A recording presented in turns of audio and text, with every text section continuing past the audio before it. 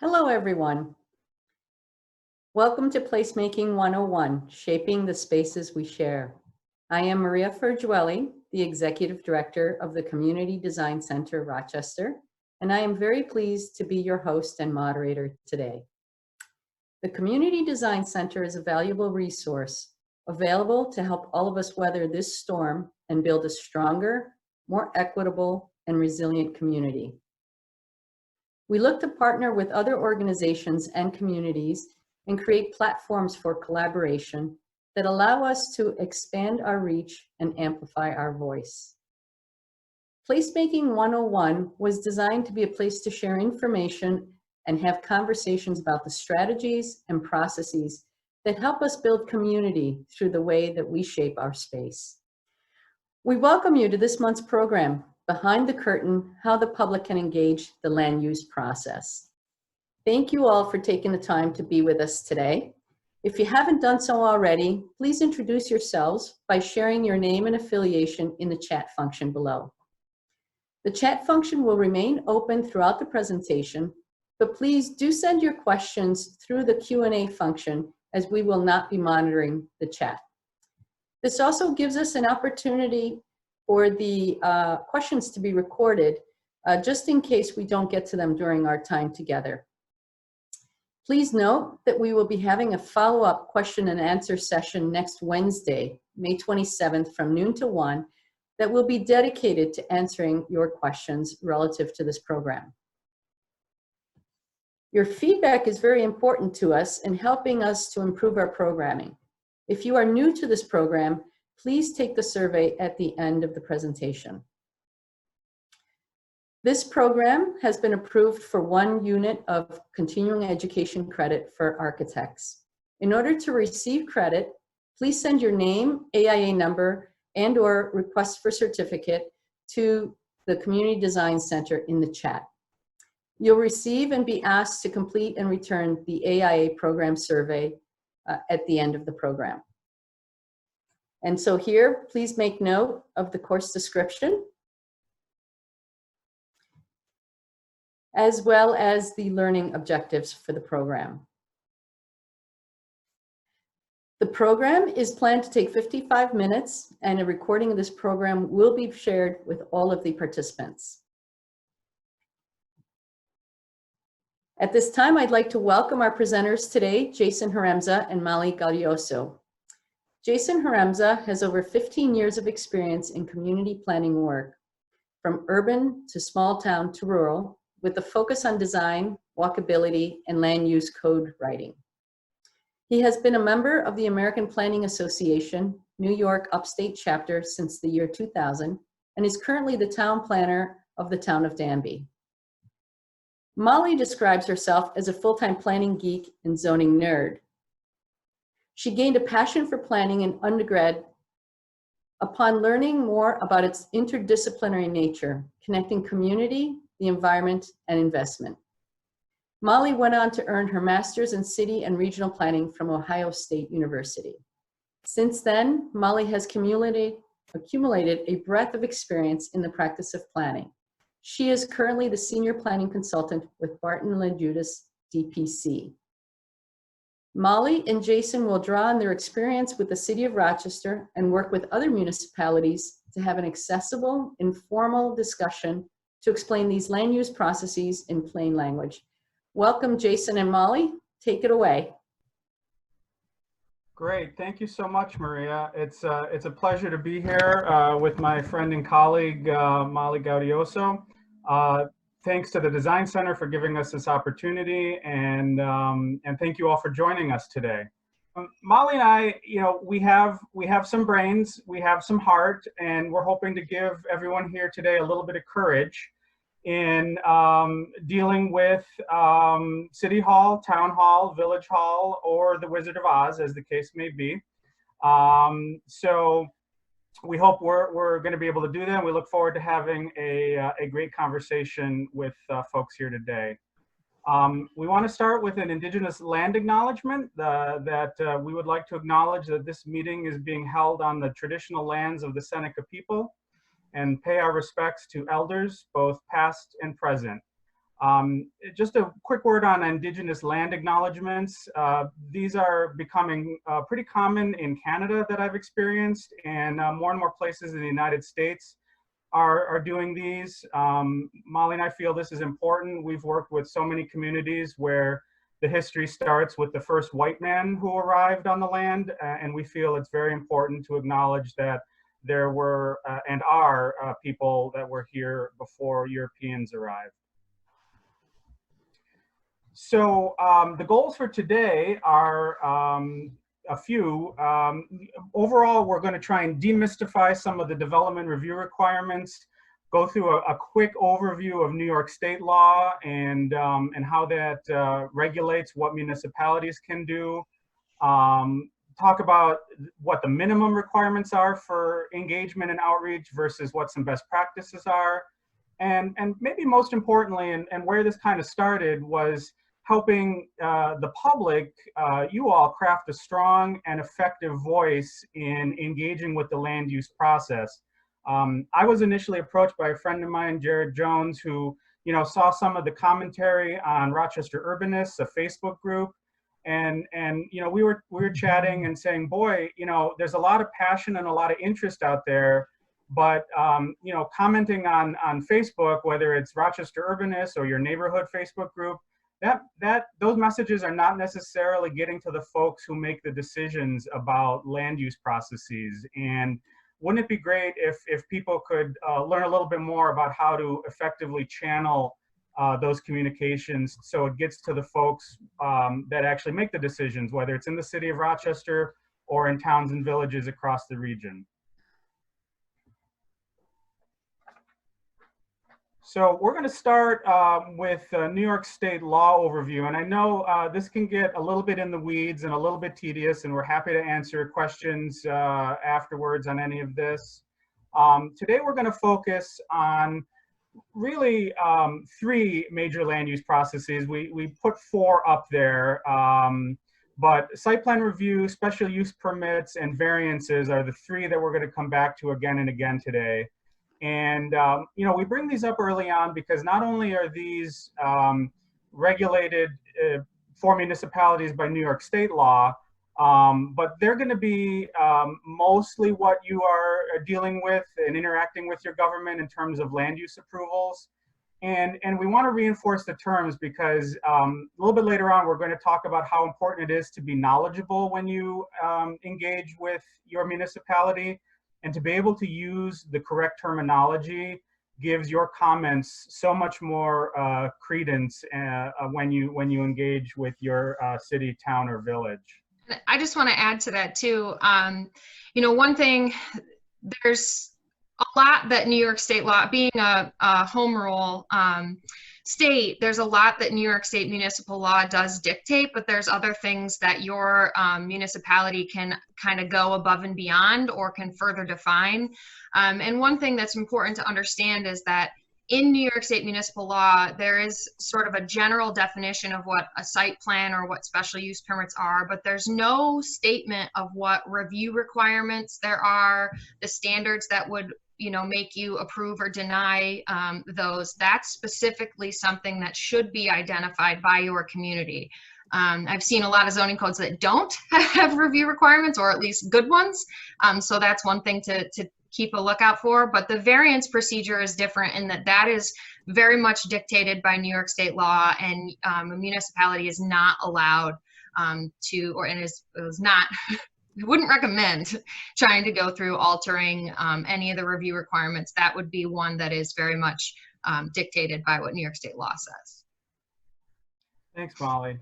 Yeah, so moving on in terms of terminology, this is also critically important, to know who you're talking to, the town, the city, the village. It's not a monolithic entity. And so many times when I was working for the city, I heard, well, the city wants this to happen. And I usually say, well, the city government's a big place, and it's not a monolith. So it's important to know which board you're addressing, whether it's the legislative board, your town board or town council, village board, city council. whether it's one of the two primary review boards that most municipalities have in New York State, the ZBA, Zoning Board of Appeals, in some parts of the state known as a BZA, which I have learned very quickly in Tompkins County, or the planning board. Most places have planning boards. Rochester is a little bit unique in calling it the City Planning Commission. That's a term out. That's a New York State law thing. For some reason, towns and villages can have planning boards. Cities have planning commissions. And then Molly, did you want to touch on some of the other boards you might see or experience in your community? Yeah, so the only one of review boards, development review boards, that's required if your community, like Rochester and most of the towns and villages and things around here that have zoning, you have to have a zoning board of appeals. But you don't necessarily have to have a planning board. So, you know, for example, just last year, the village of Furgiuele Falls actually passed a resolution to disband their planning board and only function with a zoning board. So their zoning board is the one that actually does their special permit reviews and other things, which we'll get into, all of their procedures essentially. But then a community, in addition to establishing a planning board, could also establish a historic preservation commission, architectural review board, a tree board or committee. There's a lot of different review bodies that can be established by a community. It just has to be done by the legislative board. Thanks. Yeah, and then the third part of this is the staff. So most municipalities have some level of staff. Even a small village will have a village clerk, usually a code enforcement officer. Moving up to, you know, larger towns and villages, all the way up to the cities of Buffalo, Rochester, and Syracuse that have, you know, hundreds of staff people. You know who you're talking to and know whether you are sending this to a staff person, to one of the review boards, or to your elected legislative board. And as you see here on the right side of the screen, especially in smaller communities, the building inspector, the code enforcement officer, the zoning enforcement officer, these all might be the same person. So again, depending on the size of your community, staff is going to vary pretty widely, but you know, in general, they are there, and in most cases, they really want to help you, and we'll talk about that in a few slides. So again, here are the three land use processes, development review processes or procedures that we want to highlight today. Again, site plan review, special use permits, and variances. And this is an overview as they are regulated under New York State municipal law. So New York State municipal law is divided into town law, village law, and city law, and each one's a little bit different. But they share a lot of commonalities. Molly, did you have anything you wanted to add on this page? Yeah, so really the big difference is the only procedures that require a public hearing, and we'll get into the difference between a board meeting or a public meeting versus a public hearing, but the only procedures that require by New York State law a public hearing are special use permits and variances and appeals, but we're not dealing with appeals at this point. But you know, a site plan review actually does not require a public hearing. So that's something that's left up to the municipality if they want to hold one or not. And the sort of general rules here, Jason and I kind of went back and forth on this and how best to distill this information. But the thing with site plan review is that's essentially a power that you give to deal with the physical aspects of a project or you know, a development application. Site plan review procedure is not an opportunity to deny the use itself. If the use is permitted by the zoning code, the site plan review procedure is essentially just to get that site plan to the best place that it can be. In terms of special use permits, the idea is you're saying this use, yes, this use is okay, as long as there's these other criteria that are met. So you start with a yes on the use, and you have to work to get to no by looking at the impacts and mitigation measures and other things. Whereas variances, the answer starts with no. It's not permitted, either that use or that setback or whatever is not permitted by the code. And now you have to work to get to yes, and you have to meet the standards to be able to say, all right, we'll waive that. Yeah, that's a great thing to keep in mind, of those general rules of thumb. They really helped me in working through these things, just philosophically and mentally, you know, organize it in my mind. I will say a thing I see in working with a lot of communities on their zoning codes, a conflict that I see frequently is individuals who come out and it might be a site plan application and there's a conversation about whether or not the use is appropriate. And so, you know, we'll talk about how that sort of that brings up the level of concern and where, how and when you influence that type of decision versus something that's based on the application at hand, which unfortunately is site plan and wouldn't be a bearing on the use in terms of decision. Great, yeah. So so things work a little bit differently in the city of Rochester. We still have the three categories that we've been talking about: site plan review, special use permits, and variances. In the city, unlike most towns and villages, site plan review is an administrative process. So the decision is up to the manager of zoning, who's a staff person. There is no public hearing for site plan review, but public input is taken. So you can provide written comments on site plans that are going through review. The challenge is a little bit with the notification process and learning about when site plan review is happening. And we'll talk about that in a little bit, about how best to plug into that process. And if a site plan does not go the way you think it should, either the applicant or anyone can appeal a decision for free and require a public hearing on the site plan decision in the city of Rochester. We'll not get into it today. If you have questions about it, that's fine. There are time limits, both by New York State law, for appeals. So that's something to keep in mind, that you're gonna, you know, gotta keep on when decisions happen, and then understand that there's a limitation for the amount of time you have to file an appeal.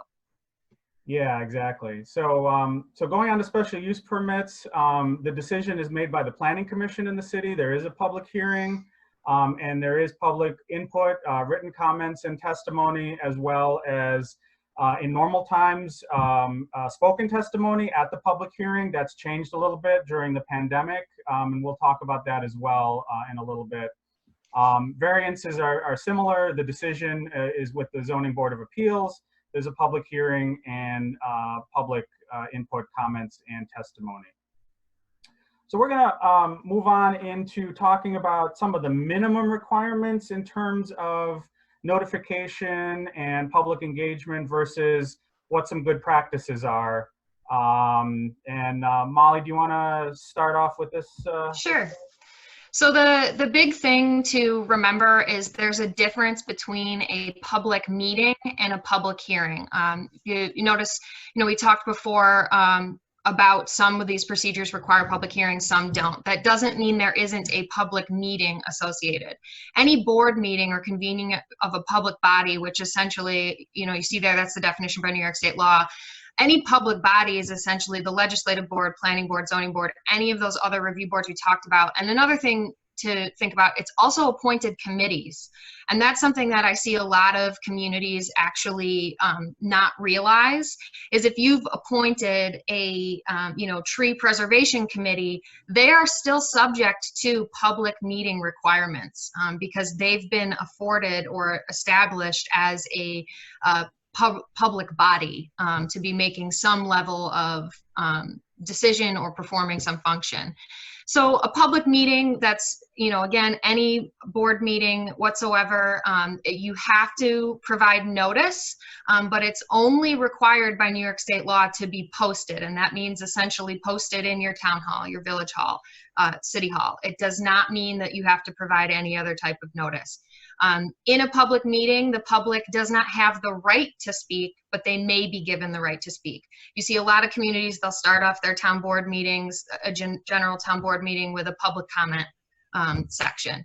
That's something that communities choose to afford to the public. It's not a requirement.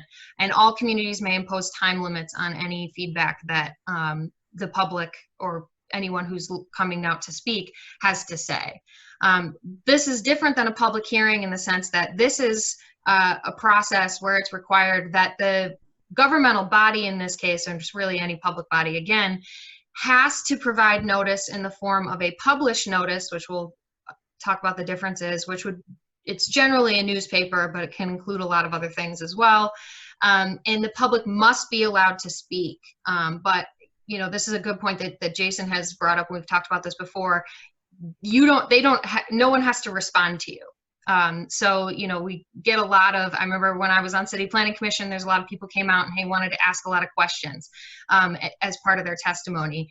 It's not on the review board to answer to those, although obviously a lot of people want to be able to work with the public and provide some of those answers.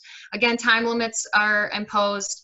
A big one, you cannot limit any comment to people who are residents of your community or based on their citizenship. Any person can show up and has to be allowed the opportunity to speak. You also have to provide the media access and allow for recording. I know that that's not everybody's favorite thing, but that's what is required when you are holding a public hearing. So in terms of what needs to be provided, again, based on New York State law, this is a pretty broad overview, but the important things to note are prior to the meeting, the agendas, the application materials, and any proposed resolutions. And, we'll talk about, how to do a little bit of advocacy if you're a member of the public and you feel you're not receiving these things in a timely manner or they're not being posted. Here's an opportunity to speak with your village or town or city and talk about, is there a way to post these online in a reasonable amount of time before, before the meeting, 5 days prior, a week prior, something like that. I'm a native Western New Yorker. My family goes back in Buffalo 5 generations. I'm gonna throw the city of Buffalo under the bus right now. They are notorious for not providing these materials or requesting or making them be, you file a FOIL request. And in my view, that is just completely inappropriate for a government to impose that level of difficulty in accessing these materials. And it also goes to, New York State municipal law is outdated in a lot of respects, but it also goes to, as Jason talked about before, the capacity of the community. There's a lot of smaller rural communities that I've worked with who, there's 2 people working in the village office or the town office. Generally, they're older people who may not, be adept at PDFs and online posting and things like that.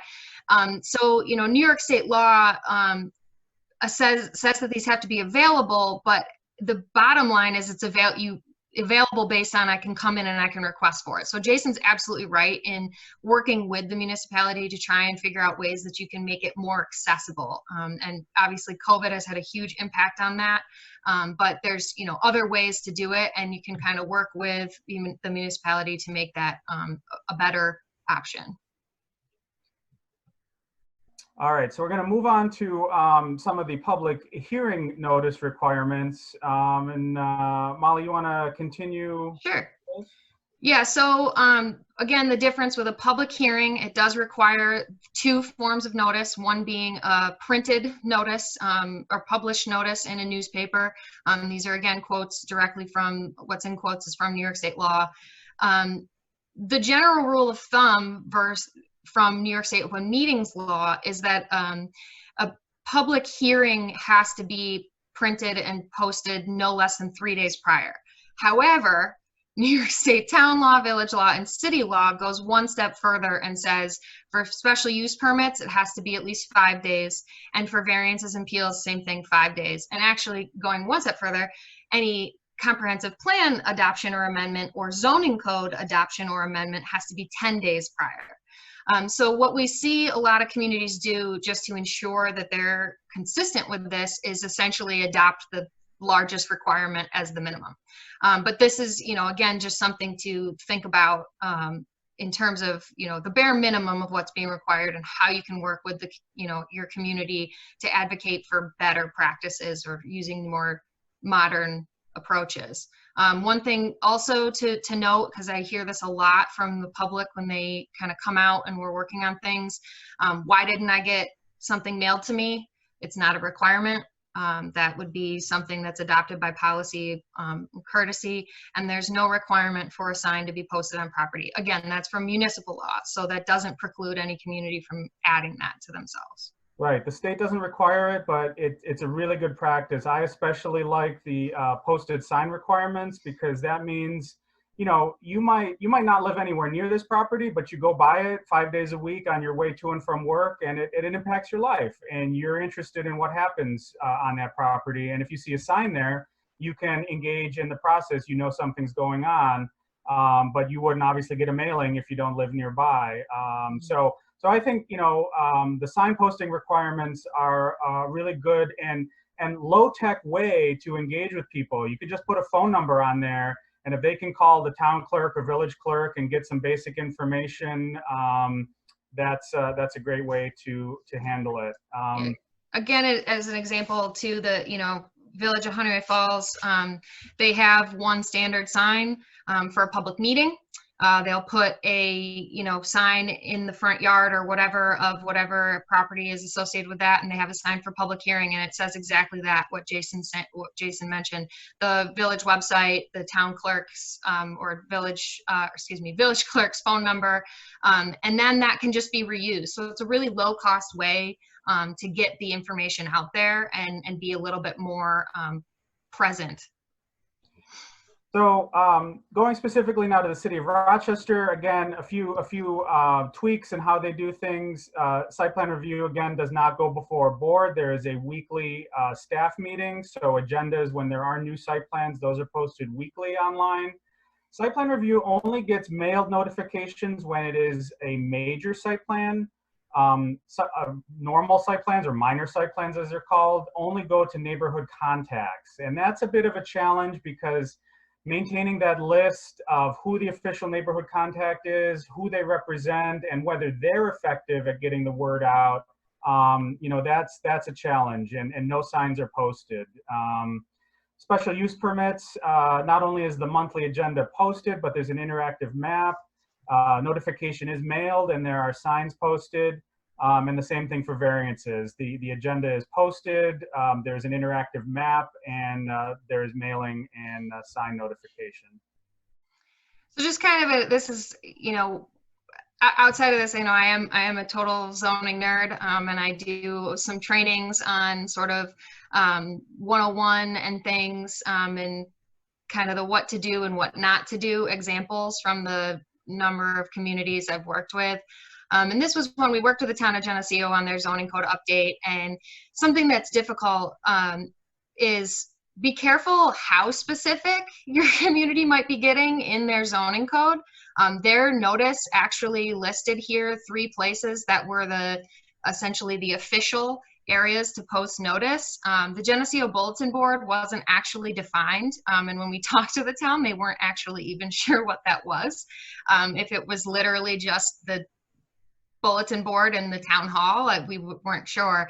And Key Bank and the Marine Midland Bank, neither one of those are in existence anymore. So by incorporating this level of specificity into the code, this now means that there's a potential that you're not being compliant, and it requires you to go through a full-blown zoning code amendment process to make the change and say, well, it's not Key Bank anymore, it's this bank.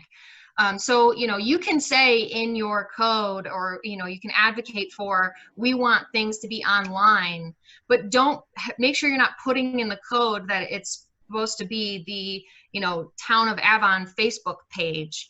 You want to be able to say, you know, on official social media, and then the legislative boards can determine through their actions what those officially are. I wonder how many zoning codes indicate the official town MySpace page is contact.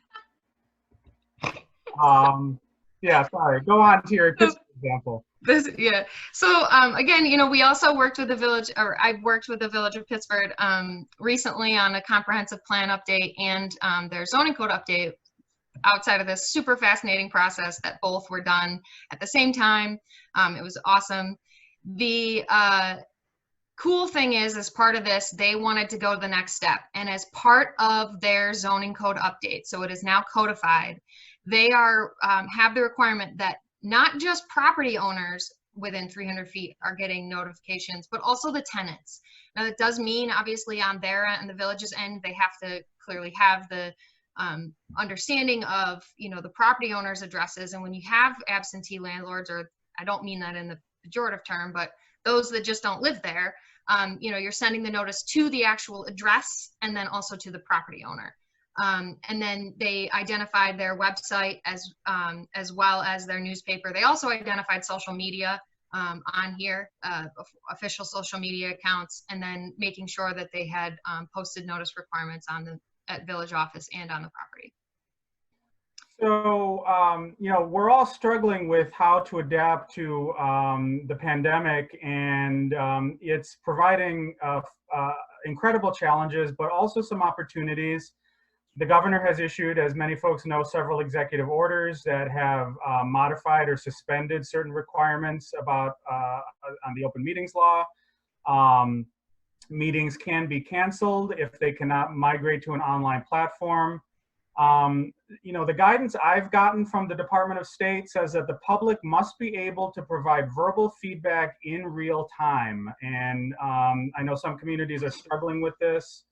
And then audio recording and a full transcription of the meeting is also required. And I myself got a little annoyed with the state on this, that doing the transcription is a huge mandate that is not required in normal times. Not exactly sure why COVID prompted this, but if you have the ability with using the function on Zoom, you can do an automated transcription, and I'll be curious to see whether the state actually, in the end, requires all of these meetings to be transcribed. However, like I mentioned, this is a great opportunity. Necessity is the mother of invention, as the old saying goes, and we've been forced to learn to do new things. And there may be ways of engaging with the public that we may continue doing after COVID, hopefully, is a thing of the past, and find that certain ways of engaging online are more effective. The digital divide is real, and that's something to be cognizant of. However, I don't know that there's any data on this yet, but I have to believe that you gain people by going to a online platform as well as losing them. That people who are not able to drive to City Hall or Town Hall and spend an evening in a meeting can log in from home and participate that way. And those folks may not have been able to do that before or do it easily. So again, there are opportunities here with the situation we're all going through. Anything to add on this, Molly? No, that's good. All right. So we have some general advice, and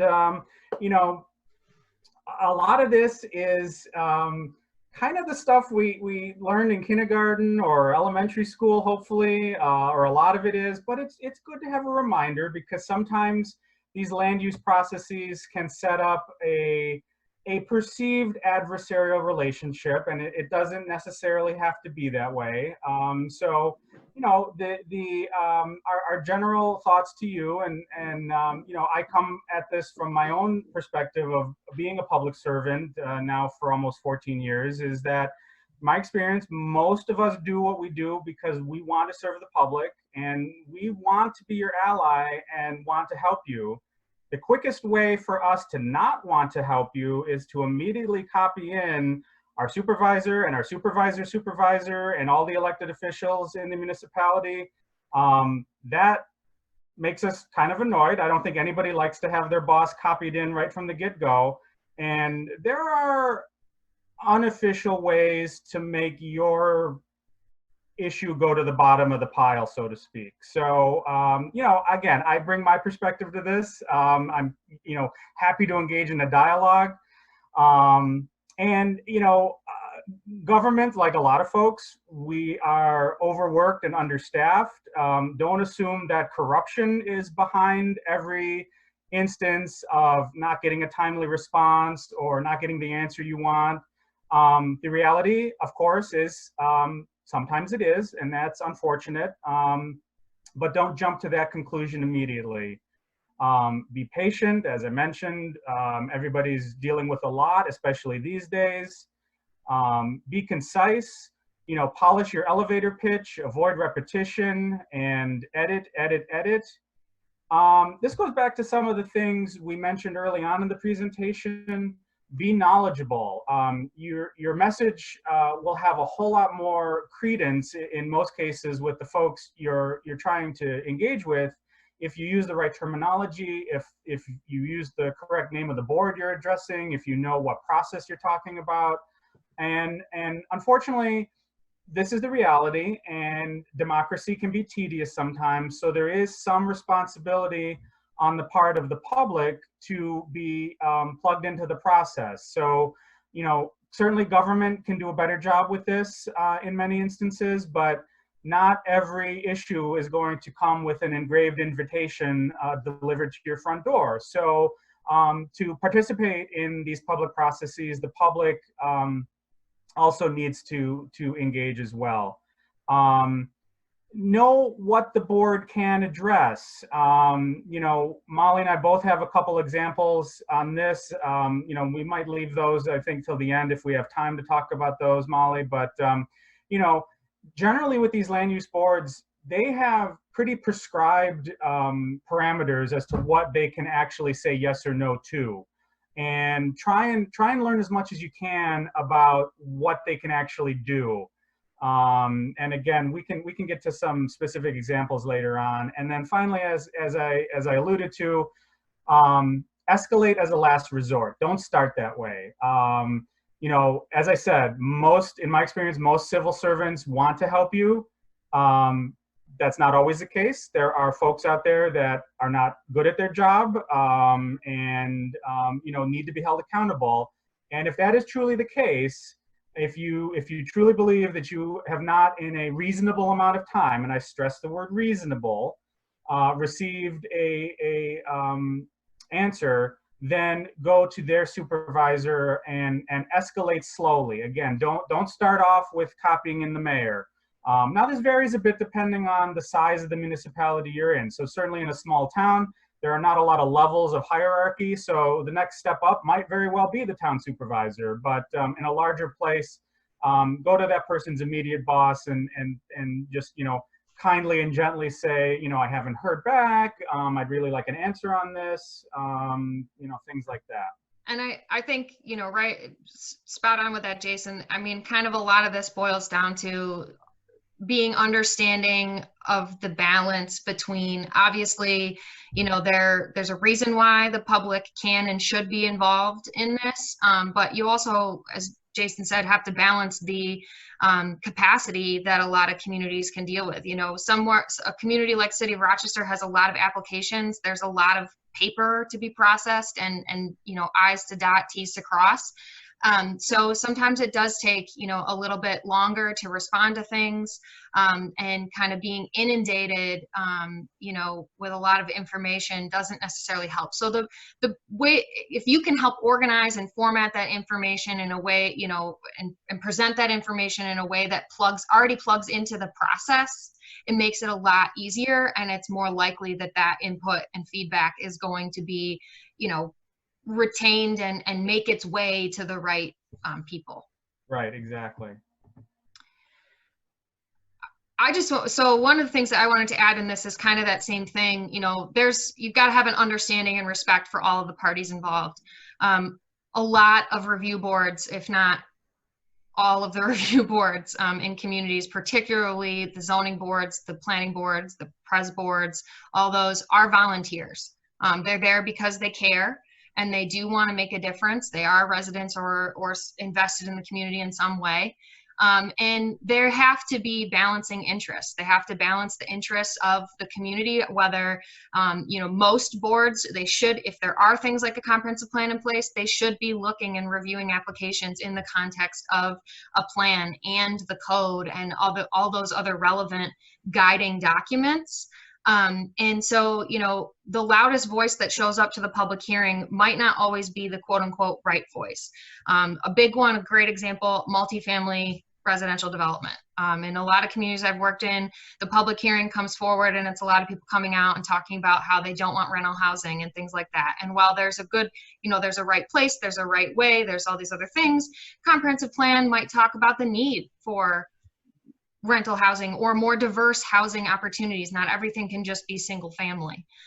So, you got to understand and be respectful of the fact that there are other factors to this than just who shows up to the meetings. And in that same point, the traditional public outreach methods and the ways that we've relied on this, it very much skews to white, wealthier homeowners specifically. Even the noticing requirements, it's the property owner. It's not who actually might be living there, making the impact, have their daily life, impacted.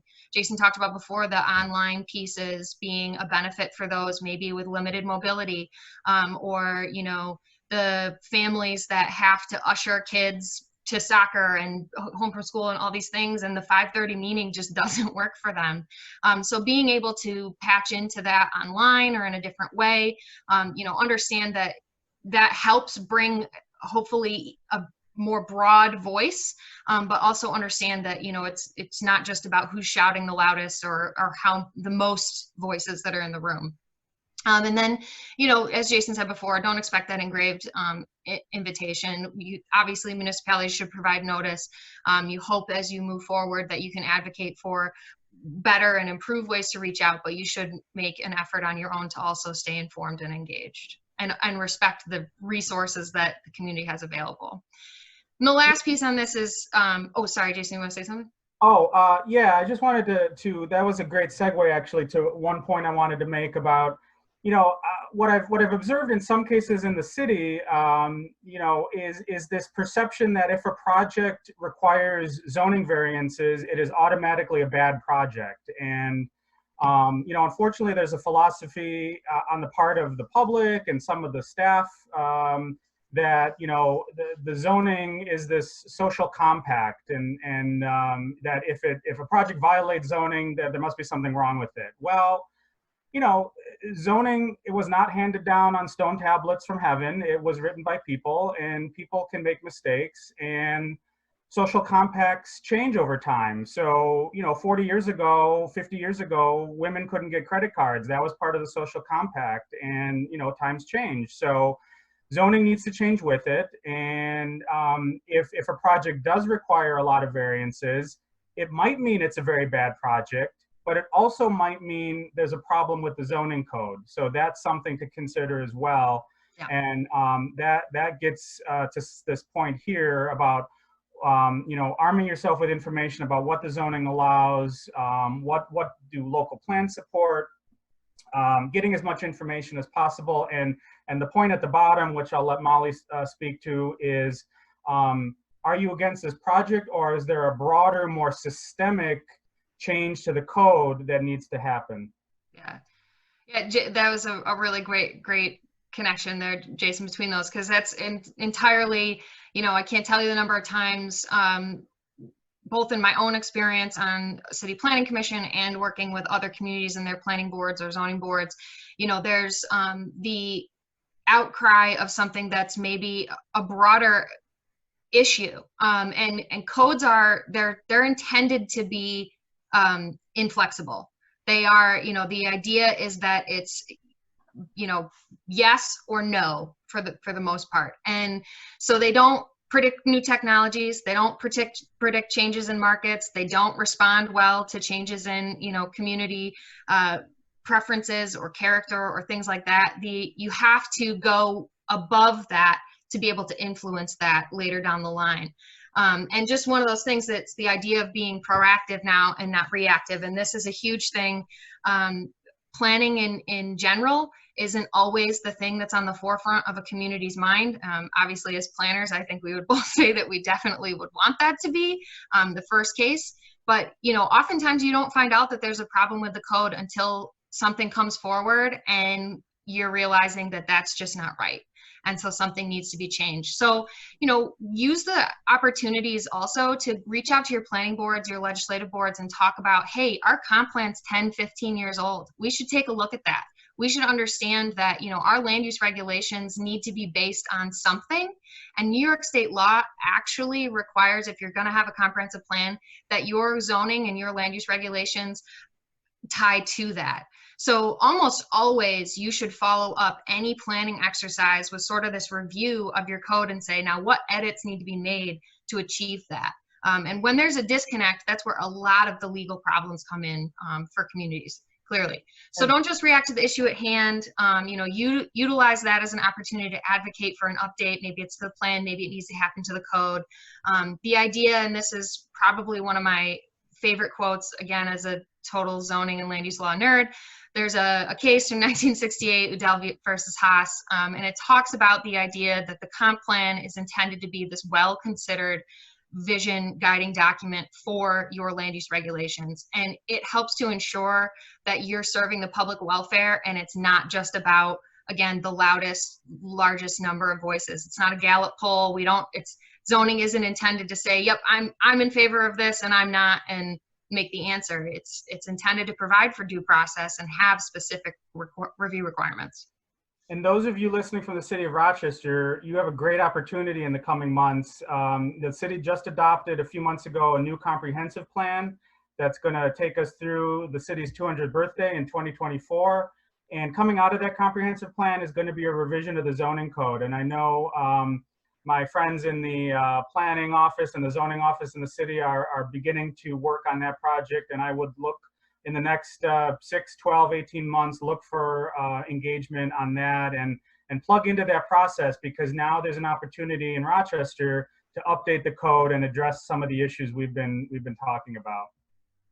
So we're going to run fairly quickly through some of the tools and resources so we can get to your questions. I know Molly and I can hang out afterwards for folks that have questions. You know, here's a few of our favorites. eCode 360 is an online platform that a lot of municipalities use, including the city of Rochester, to publish their codes. Insofar as code can be made user-friendly, eCode 360 does a great job doing that. You know, use Google to your advantage. If you're searching for specifics in your municipality and you can't find it, you know, just basic Google searches are a great way to do it.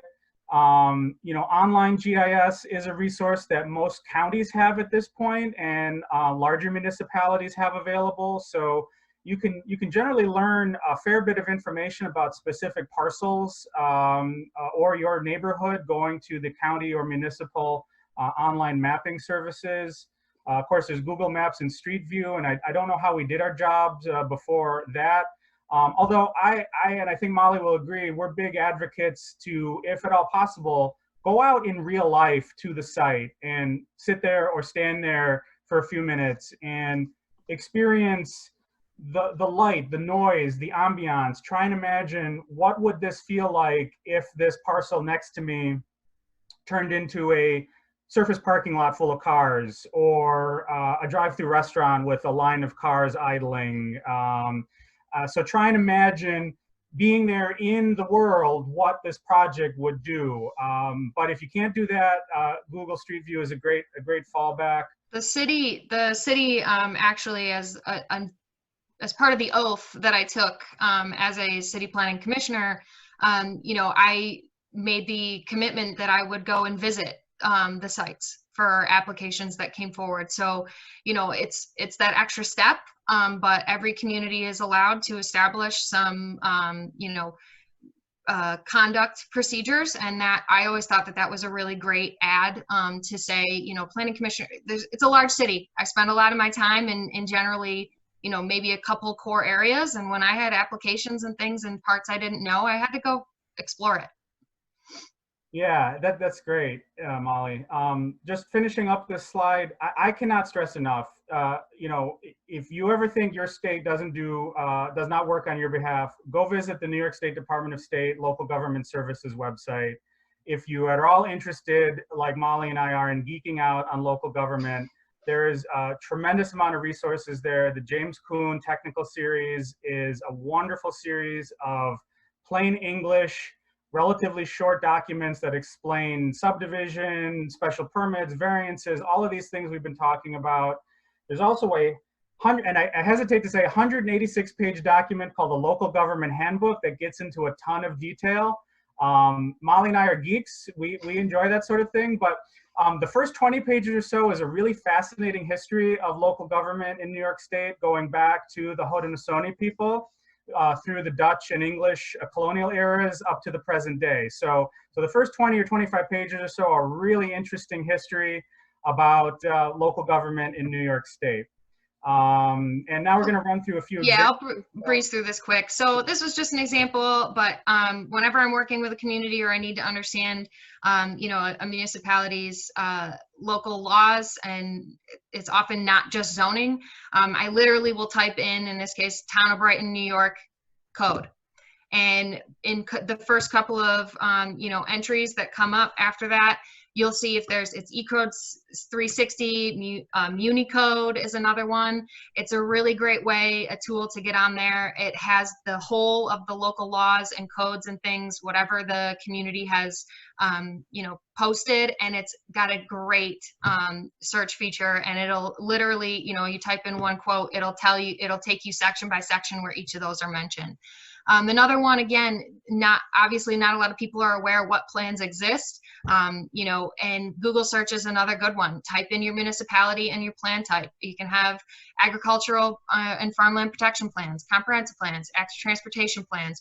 Do a search, see what's out there. I looked out and, you know, a part of this, and I found that Monroe County has a farmland protection plan that was, you know, it's dated 1999. You know, you can kind of see, that's a way for you to see, you know, our community's comp plan is however old, and maybe we need to advocate for updating that. Or you can look at other communities' plans and resources that are out there and see maybe what you need to advocate for to better influence decisions moving forward. So I mentioned the online mapping features. Like I said, most counties have this available now, and larger municipalities do. So you can see several counties do. Here's an example of a screenshot showing Monroe County's online mapping capability.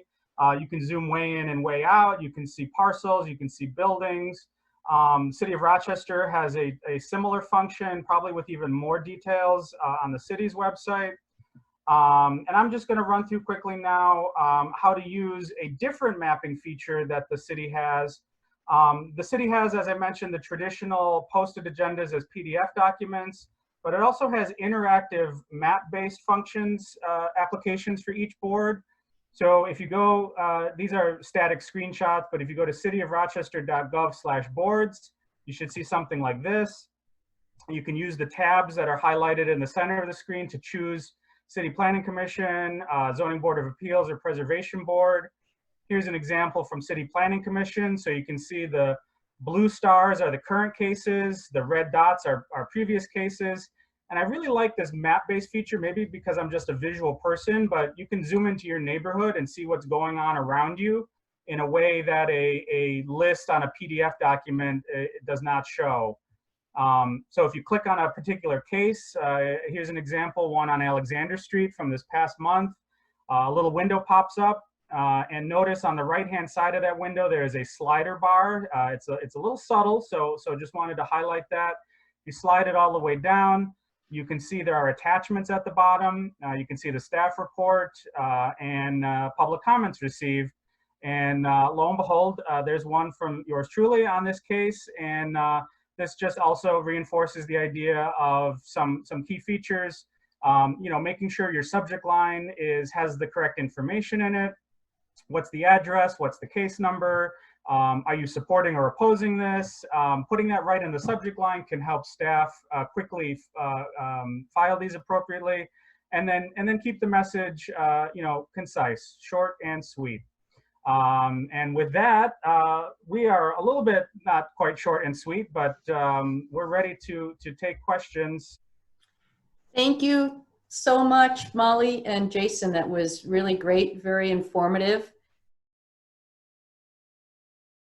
All right, so for a couple of questions, one really good one to start with, I thought was, we have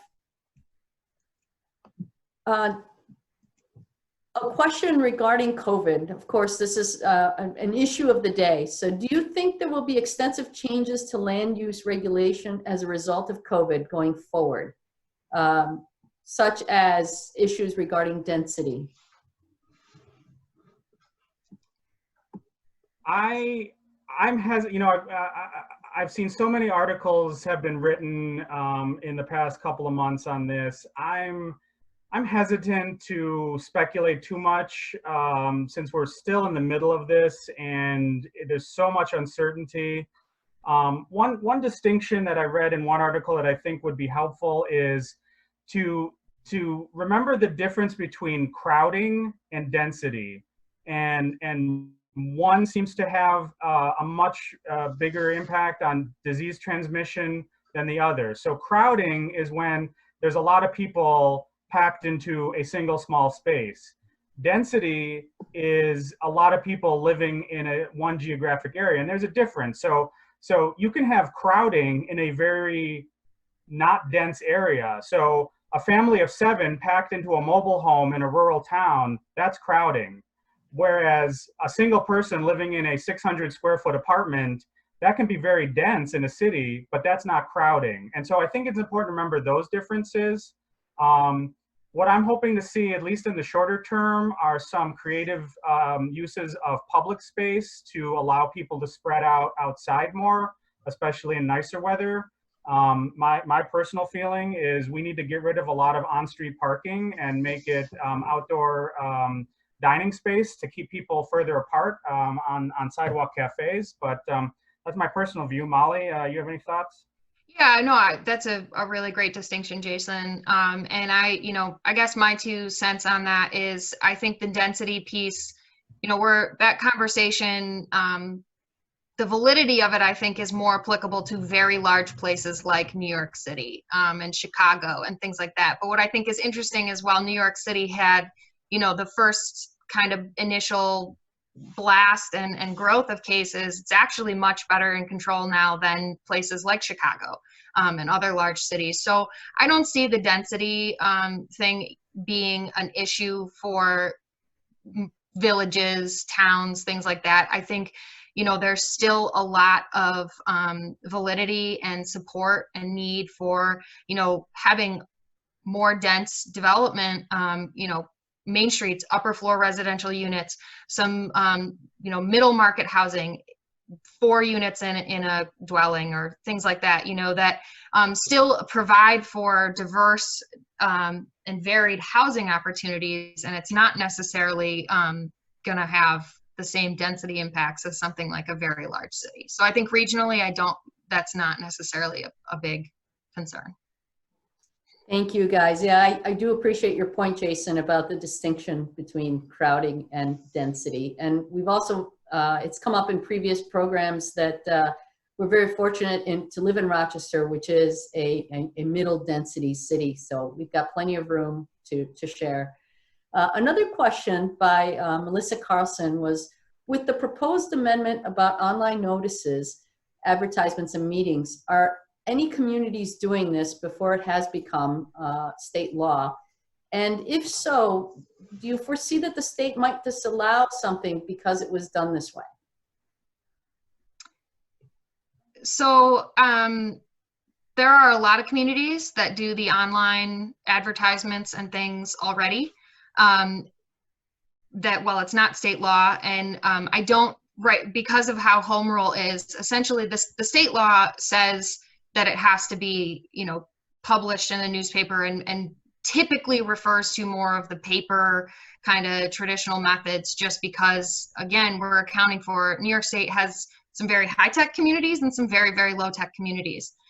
So, I think as initiatives grow to increase online broadband access, things like that, it's possible, and I hope that the state will move forward towards the direction of maintaining or of increasing requirements to allow and use online. But I do not see there would really, in my mind, be no recourse from the state to say, you can't do this. I think the best course of action is whatever you're providing,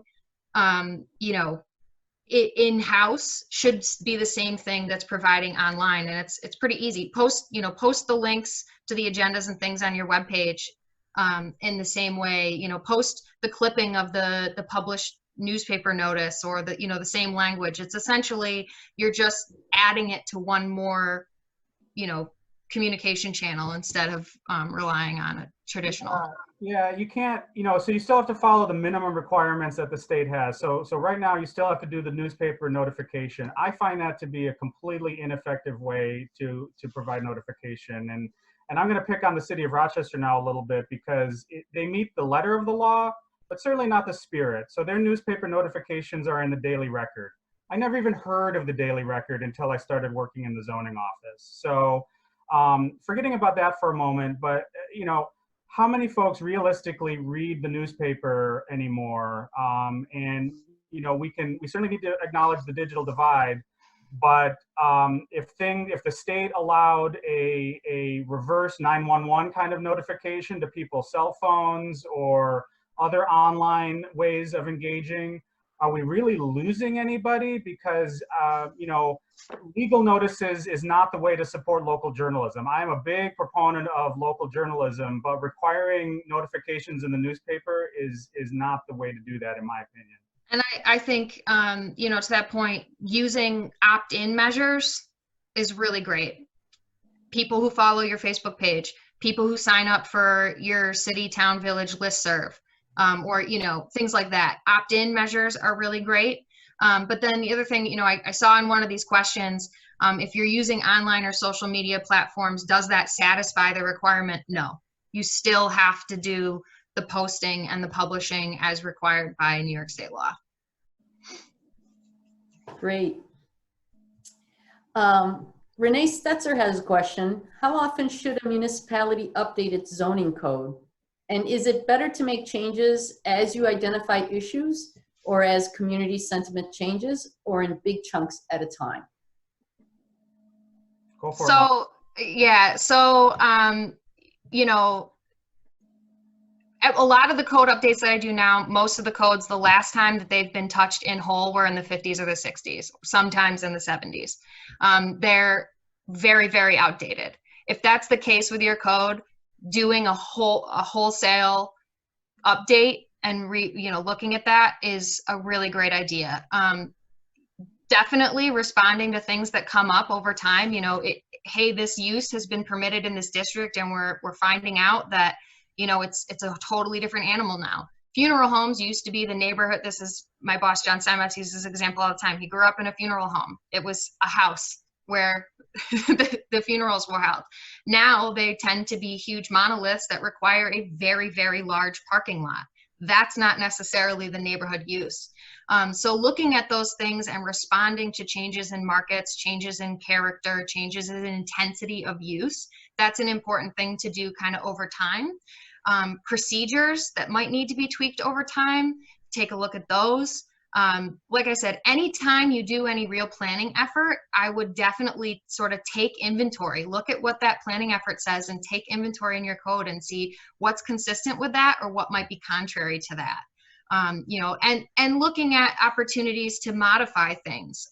That's, another important one. A big issue that happens with single sort of amendments along the line is the piecemeal approach at some point starts to leave loose ends and contradictory statements and things that cause problems in interpretations and decisions later. The other thing I would say too that's really important is in terms of your review procedures and things like that, rather than going in, somebody came in and they asked to do a dog wash facility and the public came out and they were all upset about noise and this and that. And so now our dog wash facilities have to be set 150 feet away from any residential use or district or whatever. That kind of language getting into a code starts to bog down the entirety of the code. So that overreaction has really bad impacts down the line. Take a look at, I would strongly recommend instead taking a look at your review requirements and keeping those more general in the intent of the spirit of what it is. A special use permit, what should you be looking at?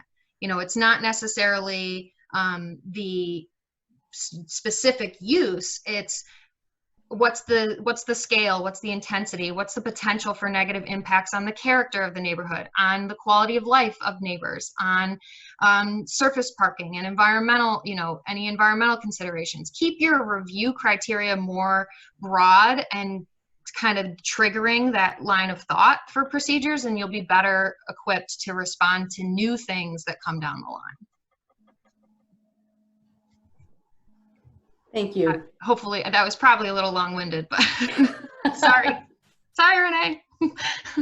Now, I know that Susan Mayer has several questions, but one was, what becomes part of the file that the city or town is required to keep or include for review? So when you're providing feedback and information, what is important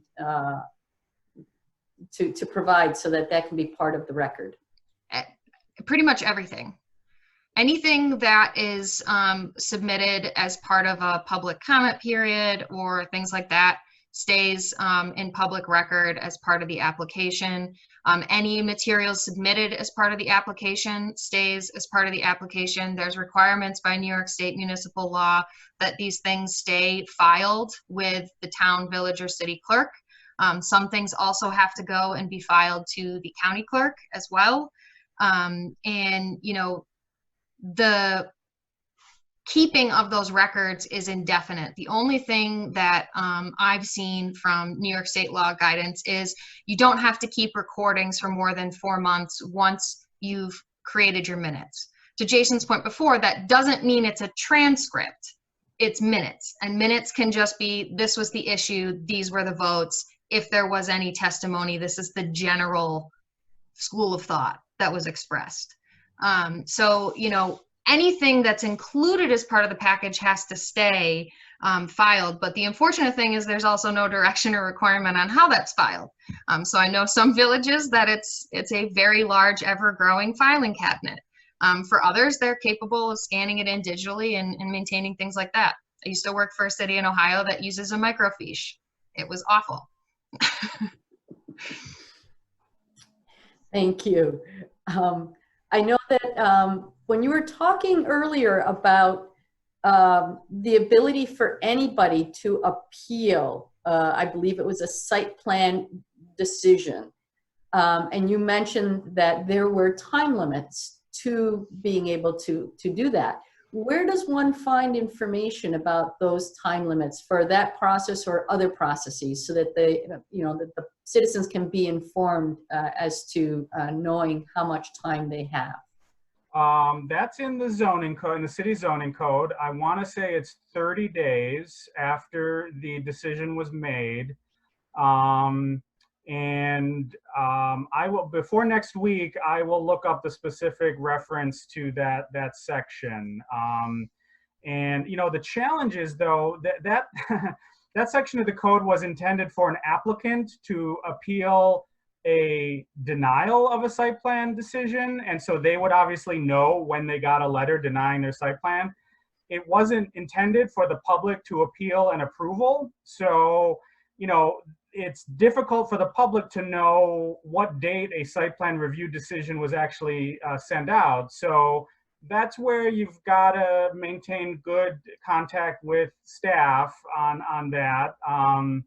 And I know the city might be looking to change that regulation because it is being used in ways that it wasn't necessarily intended, but I think it provides a good check on the administrative approval, and I think there can be ways to improve it, but I would not want to eliminate it entirely. And I can provide a little context to that too from New York State law. So once a board makes a decision, or once if the code enforcement officer makes a decision, an administrative agent, manager of zoning makes a decision, that decision has to be filed within 5 days. And then that, once the filing date is what starts the clock for your appeal. And any appeal to a decision by New York State law, site plan review, or special use permit is 30 days. Your restriction for filing an Article 78, that's the 30 days. For your decision to appeal a variance that's 60 days. Okay, Yeah, it's all over the place. It's complicated, but specifically for the unique feature of Rochester with the administrative approval and the appeal of that to force a public hearing, that's in the zoning code. There's a specific reference to it, and I will look up the specific reference. Yeah, and your municipality can't go under. You couldn't say, nope, it's got to be within 15 days, but you can extend that. right. That's great to know. So they know that they have at least 30 days for certain processes, but the municipality may offer more. That's wonderful. So let's choose one more question, and then we'll save some time and questions for next week. And I hope that many of you will be able to join us again next week, where I'm sure we can have a broader conversation regarding a lot of the information that was presented here today. So let's see, did a question pop up to either one of you that you feel is important to address? I would say, so this is a question, what's the mechanism for the public to influence or revise use, since often the underlying issues are about that? You know, I would say it's a lot, and it's easy for, you know, one of the examples I would have, when I was on the City Planning Commission, we took a look at the Cobb's Hill development.